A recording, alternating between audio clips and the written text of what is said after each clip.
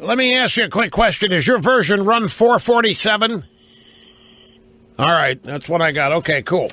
Greetings, my friends. Welcome back. Great to have you here. Rush Limbaugh, having more fun than a human being should be allowed to have.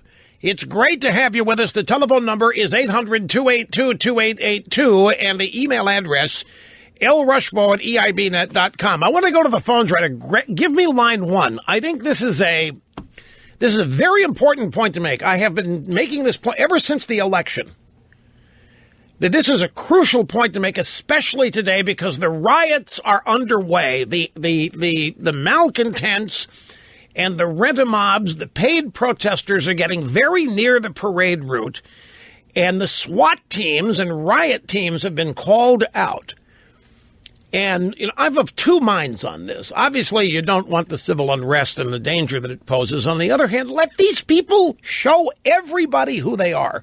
Because the fact of the matter is, folks, these are the obscure minorities that Barack Obama tried to turn this country over to.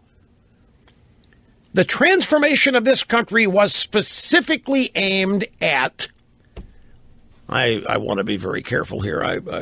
I mean this seriously, but I don't want to be unnecessarily incendiary. It's not enough to say that Obama and the Democrats were attempting to transform this country away from the values, institutions, traditions, and people who founded it. But they were.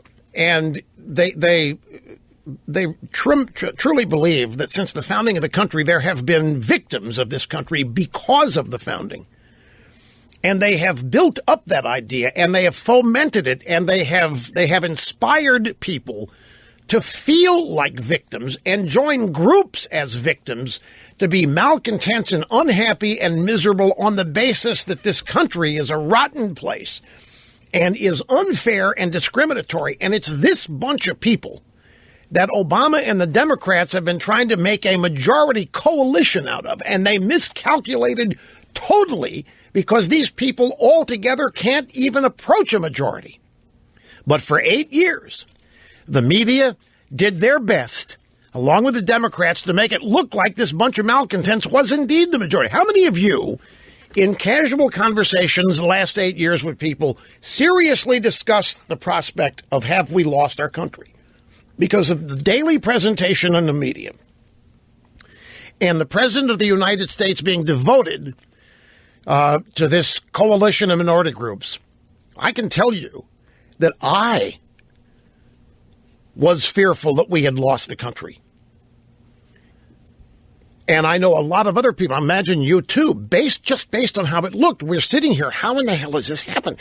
How has a coalition of these people who make up 1% of the population here, 1/2 of 1/10 of 1% of the population over there, how in the world have these people become the majority? And we said, well, they run education, they run Hollywood, they run pop culture, and so we talked ourselves into believing. But they aren't.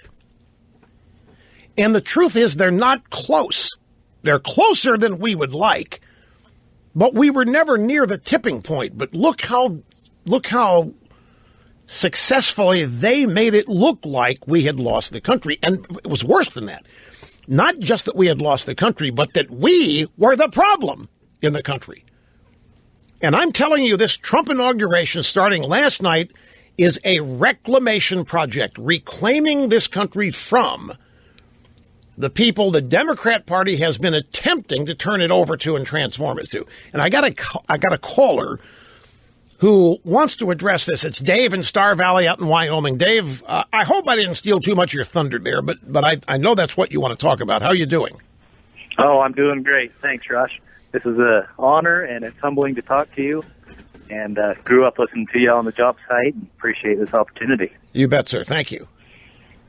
I've been watching this, for the last year, probably develop more prevalently with these special interest groups, those who esteem themselves of high class. I don't know exactly what you'd say other than that, but they masquerade around as though they're the majority in this, and the media has just ate this up to a point, just as you've just said, that they're the 1%, the actual minority, but yet They want the world, and they want the media, and the media projects them as... That's exactly right. And it was, I'll tell you what, it was brilliant psychological warfare because it worked. I'll give you an example of what I'm talking about.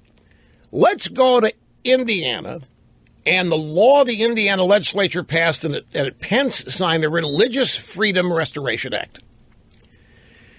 Based on the way the media covered that, you would have thought that the American majority had come to despise Christianity, had come to hate it, and was destined to rid this country of any vestige of Christianity, simply because the Religious Freedom Restoration Act had been passed, and it was rooted in gay rights and gay marriage. So what the media did in Indiana, they went shopping. They started knocking on the doors of businesses with cameras and microphones. They started asking people questions designed to produce people livid at the Religious Freedom Restoration Act, because gay marriage and a number of other things was an affront to religious freedom. People were being denied religious freedom in who they sell products to, who they do business with.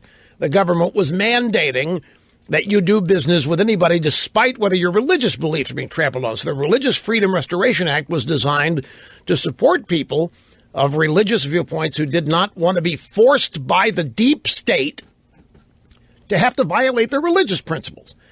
And in Indiana, they knocked and knocked and knocked, and they finally found a young woman at a pizzeria 30 miles from Indianapolis.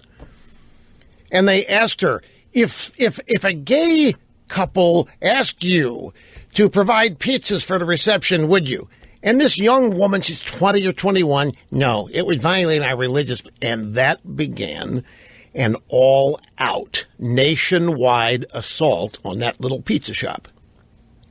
And leftist activist groups partnered up and started protests. And the media made it look, and this was the trick, the media made it look like the entire country was outraged at these Christians and outraged at the discriminatory beliefs of these Christians and refusing to tolerate this discrimination against people of color and people of immigrant status, transgenders, gays, you name it. And it turns out they had to go knocking on doors to find that one little pizzeria owner.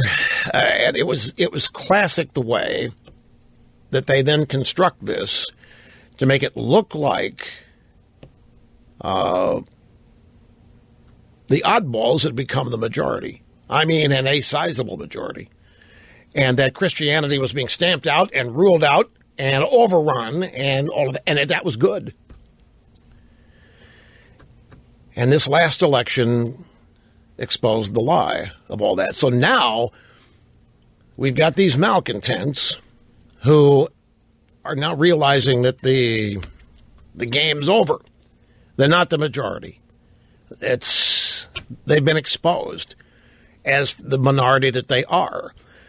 And so they are losing whatever bit of sanity they had to begin with. And they can't accept anything that's happened. And they're still running around trying to make it look like they are the majority, but the media can't help them now because the election results are obviously far more powerful than any media report.